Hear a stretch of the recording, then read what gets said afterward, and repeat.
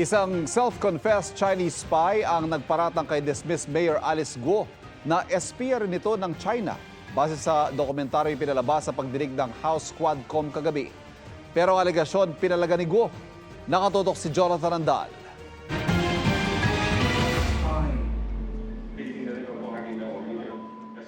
Definitely, hindi po ako spy.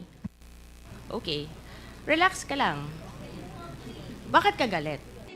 Iritableng Alice Guo ang nasaksihan kagabi sa pagdinig ng Quad Committee ng Kamara. Ipinapanood kasi sa pagdinig ang isang dokumentaryo ng International News Organization na Al Jazeera kung saan isa umanong self-confessed Chinese spy na si She Zijiang ang nagsabing espiya din si Guo. Pero sabi ni Guo, Hindi ko po siya kilala at sana po, Your Honor, Mr. Chair, makuha ko rin po yung details. Gusto ko po magdemanda. Hindi ko po sila kilala. Hindi natin madidemanda, Miss Alice, dahil kasi he's in jail in Thailand. sa dokumentaryo, ipinakita pa ang ilang itinatagong files ni Zijiang kabilang ang listahan umano ng mga state secret agent. Isa rito ang isang Guo Waping na may litratong hawig sa dismissed mayor. Sabi pa ni Zijiang nang hingi pa sa kanya si Guo ng campaign funds nang tumakbo itong mayor ng Bamban.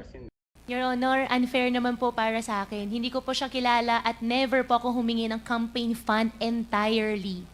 Hindi po ako spy, hindi po ako nasa picture at hindi rin po, Your Honor, ako yung sinasabi niya. Mahal ko pong Pilipinas, Filipino po ako, hindi po ako spy.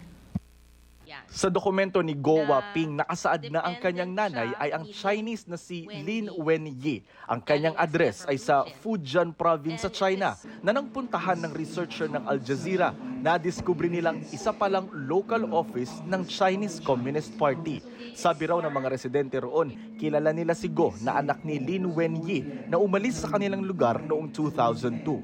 Sabi ng Presidential Anti-Organized Crime Commission o PAOK, kukumpirmahin nila sa kanilang counterparts sa ibang bansa ang aligasyong Chinese spy si Guo. Ang Chinese Embassy naman, sinusubukan pa namin kunan ng pahayag. Para sa GMA Integrated News, Jonathan Andal, nakatutok, 24 oras.